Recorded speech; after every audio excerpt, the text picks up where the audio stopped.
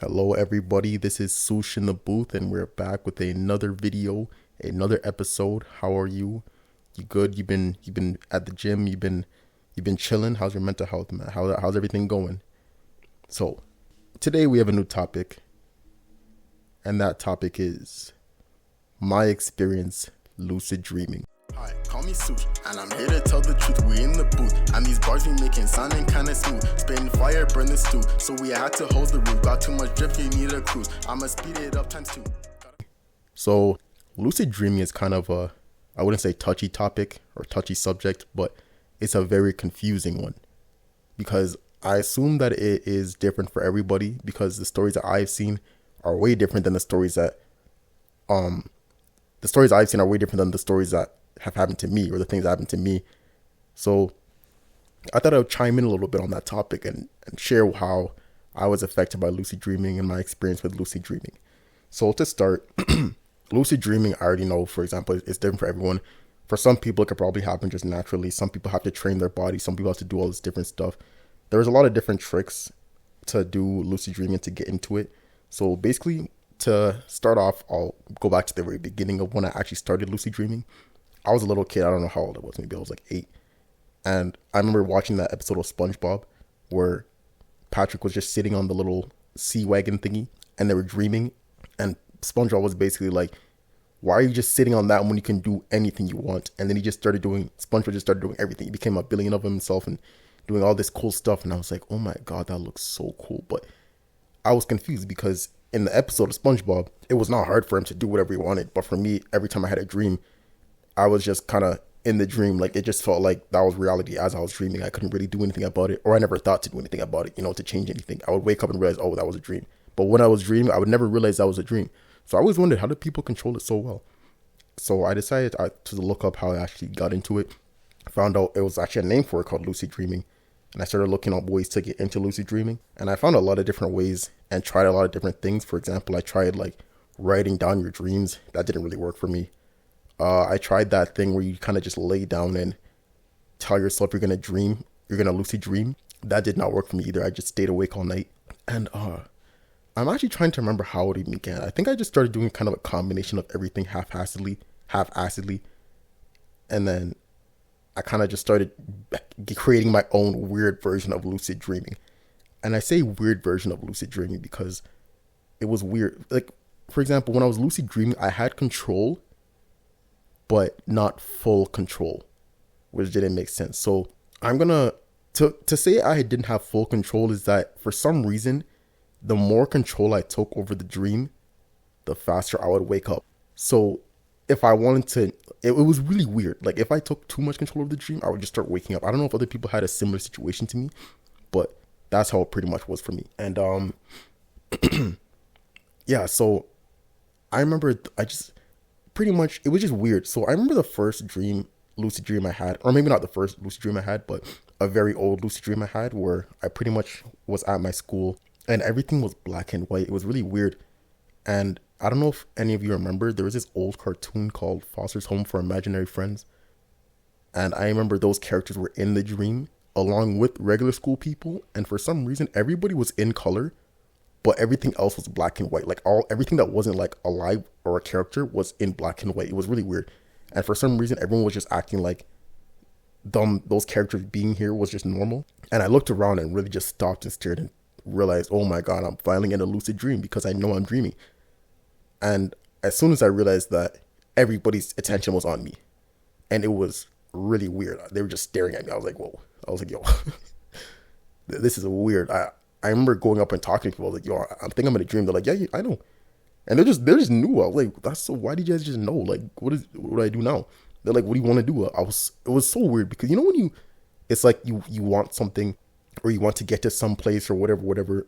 And like, you want it so badly. But then once you get there, it's like, what do I do now? Like, like, what do I do? So I remember just like trying to fly and I sucked at it for some. I was like, why am I sucking at flying in my own dream when I know I'm dreaming? And then I started getting good at flying. And then I started feeling like I was waking up. So I was like, okay, let me land. And I started feeling like I was getting back into a deeper sleep. I immediately knew, like, it's like the more I control it, the more I wake up. So I decided, okay, you know what? I'm just going to kind of let it like flow how my mind intended it to flow, but I'm not gonna do no like weird or not weird. I'm gonna do what I feel like doing. You know what I mean? I'm gonna do what I want to do, and then if push comes to shove, I do have the power to do whatever I want. So I kind of accepted it in that term because I did have more and more lucid dreams over time after that, but they kind of like it was the same thing every time. The more I tried to control, so I'll pretty much just have to let the story go. But in the story, I'm my own character. But everything else that happens, I was just like, okay, whatever, yo, I know you're dreaming, but whatever. So pretty much, it was kind of I don't know. It wasn't as much as people think it's so fun and so cool. It's not really all that great because it kind of sucks when you get whatever you want, and then every time you get whatever you want, you wake up. It's kind of, I don't know, it's a double-edged sword because it sounds so cool to be able to have any power you want, all the money you want, anything you want in life, and it's so much fun. But and then you just wake up and you're like, oh, okay. It just sucks. It comes to the point where it's like, bro, I'd rather just make this an actual reality. Like, this dreaming, this stuff is just kind of dumb now. Like, that's why it came to me for me, to be honest. And yeah, so what did come with the lucid dream? Because I know a lot of people probably think about this too. Is I actually forgot the name.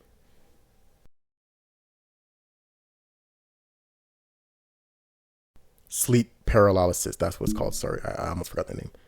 So for me, that was another thing that affected me differently than I feel like it affected other people. It was kind of weird because I know that some people say for sleep paralysis they like literally can't move, and then black figures come out and all this stuff, and some people feel pain, some people all this stuff. But for me, it wasn't really that I couldn't move during sleep paralysis.